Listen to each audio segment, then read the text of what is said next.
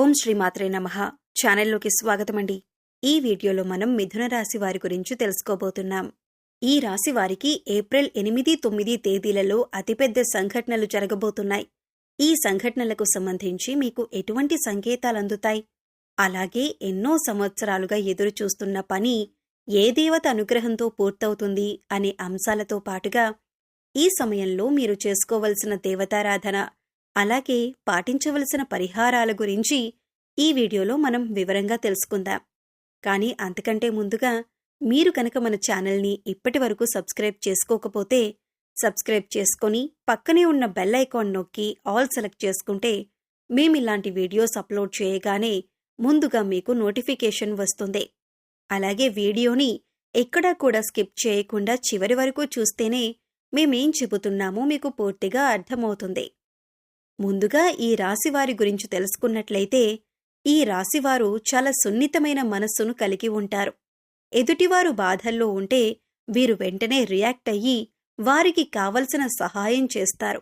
అంటే అది మాట సహాయమైనా ఆర్థిక సహాయమైనా వెంటనే సహాయం చేయటానికి ముందుంటారు. ఈ రాశివారికి అబద్ధాలు చెప్పటమన్నా మోసం చేయటమన్నా అస్సలు ఇష్టం ఉండదు.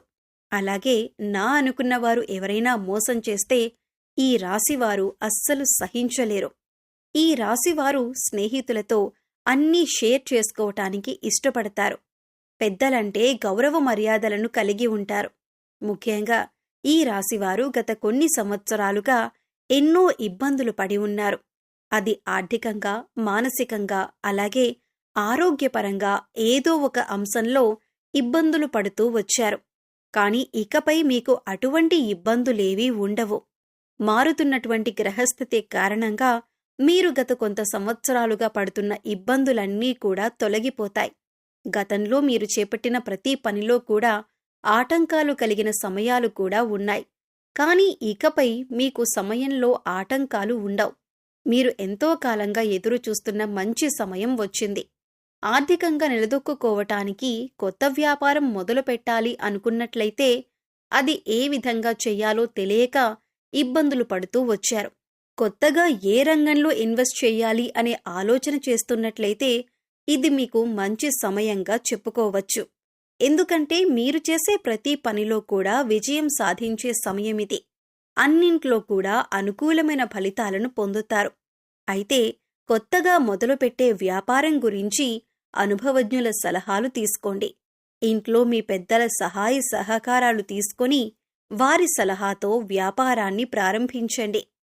నిరుద్యోగస్తులకు కూడా అనుకూలమైన సమయమని చెప్పుకోవచ్చు.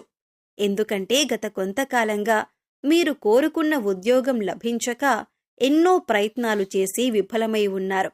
కానీ ఈ సమయం మీకు అనుకూలంగా ఉండటం వల్ల మీరు కోరుకున్న ఉద్యోగం మీకు లభించబోతుంది. ఈ సమయంలో మీకు వచ్చిన ఉద్యోగం పట్ల ఎక్కువ బాధ్యతలు కలిగి ఉండి ఇచ్చిన పని సమయానికి పూర్తి చేసి మీ నైపుణ్యాన్ని ప్రదర్శించండి. సహోద్యోగులతో ఎటువంటి గొడవలు లేకుండా చూసుకోండి. దీనివల్ల మీకు రాబోయే కాలంలో వారు మీకు సహాయపడతారు. ఈ రాశివారికి ఈ సమయంలో శివయ్య అనుగ్రహం ఉండటం వల్ల మీరు ప్రతి పనిలో కూడా విజయం సాధిస్తున్నారు. మీకు తెలియకుండానే శివయ్య మీకు ప్రతి పనిలో తోడుగా ఉన్నారు. శివయ్య ముందుండి మిమ్మల్ని నడిపిస్తున్నారు.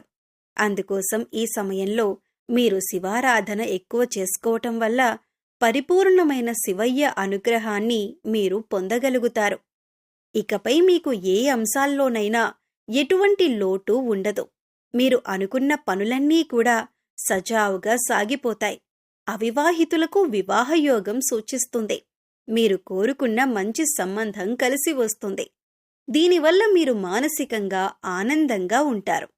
ఎన్నో ఏళ్లుగా మీరు ఎదురుచూస్తున్న సమయం వచ్చింది. ఈ సమయం మీ జీవితంలో అతి ముఖ్యమైన సమయం అని చెప్పొచ్చు. ప్రస్తుతం ఏప్రిల్ 8, 9 తేదీలలో అతి ముఖ్యమైన సంఘటనలు మీ జీవితంలో చోటు చేసుకోబోతున్నాయి. అందుకోసం మీరు ఈ 2 పనులు మాత్రం అస్సలు చేయకూడదు. పొరపాటున ఈ 2 పనులు చేసినట్లయితే కనుక మీరు కష్టాల్లో చిక్కుకునే అవకాశం ఉంటుంది. మీరు చాలా జాగ్రత్తగా వ్యవహరించవలసిన సమయం ఇదే. ఇక ముఖ్యమైన సంఘటనలేంటి, మీరు చేయకూడని పనులేంటి అనే అంశాలను చూద్దాం. మీరు మాత్రం ఈ వీడియోని ఎక్కడా కూడా స్కిప్ చేయకుండా చివరి వరకు చూస్తేనే మేము ఏం చెబుతున్నామో మీకు పూర్తిగా అర్థమవుతుంది. ముఖ్యంగా మొదటి విషయం ఏంటంటే, ఈ రాశివారు ఎప్పుడూ కూడా ఇతరుల మీద ఆధారపడకూడదు.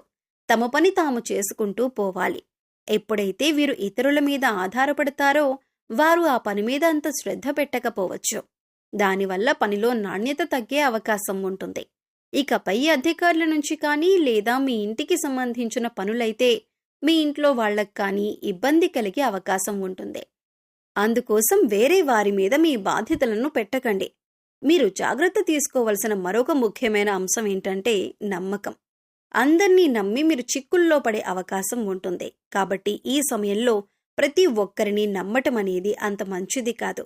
ఇక ఎదుటివారిని నమ్మి వారిచ్చిన సలహాలను పాటించటం వల్ల అది మీ జీవితంలో ఎంతవరకు మంచి జరుగుతుంది అని బేరీజు వేసుకొని పనిని మొదలు పెట్టాలి.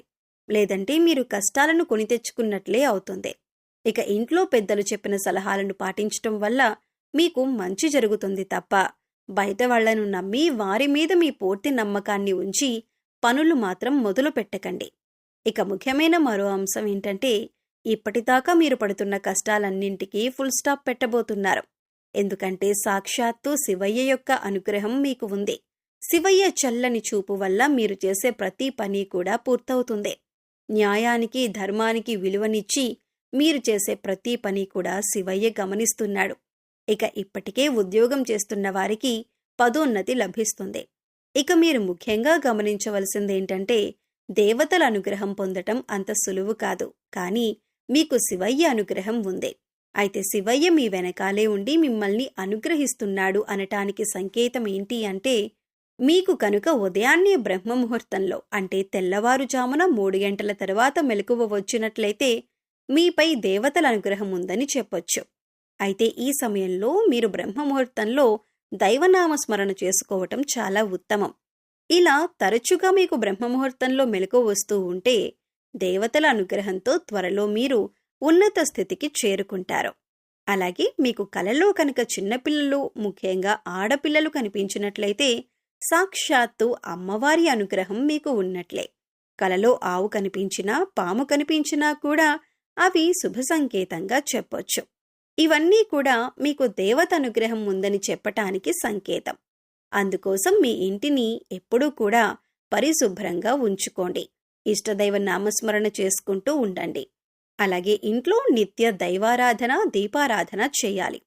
ఇక మీరు ఏదైనా పని మీద బయటకు వెళ్లేటప్పుడు ఎటువంటి ఆటంకాలు లేకుండా పని పూర్తవ్వాలంటే కనుక మీరు బయటికి వెళ్లేటప్పుడు మీ పర్స్లో కానీ లేదా హ్యాండ్ బ్యాగ్లో కానీ 2 పువ్వున్న లవంగాలు తీసుకువెళ్ళండి. అలాగే ఆ పని పూర్తయి తిరిగి వచ్చిన తర్వాత ఇంటి బయటే ఆ 2 లవంగాలను తీసి పడేయండి. ఇలా చేయటం వల్ల మీరు బయటకు వెళ్లిన పని ఏదైతే ఉందో అది చిన్న పనైనా పెద్ద పనైనా సరే ఖచ్చితంగా మీరు విజయవంతంగా పూర్తి చేసుకోగలుగుతారు. ఒకవేళ లవంగాలు మర్చిపోయి ఇంట్లోకి తీసుకువచ్చినా కూడా ఏమీ కాదండి. కంగారు పడకుండా మీకు గుర్తొచ్చినప్పుడు ఆ 2 లవంగాలను తీసి బయటపడేయండి. ఇక ఈ సమయంలో మీరు చేసుకోవలసిన దేవతారాధన చూసుకున్నట్లయితే ఆడవారు ప్రతిరోజు కూడా తులసి మొక్క దగ్గర పసుపు, కుంకుమ, గంధం వేసి దీపారాధన చేసి 3 ప్రదక్షిణలు చేసి తులసి మొక్క దగ్గర ఉన్న మట్టిని బొట్టుగా పెట్టుకోండి. దీనివల్ల సుఖ సంతోషాలతో పాటుగా సౌభాగ్యం కలుగుతుంది.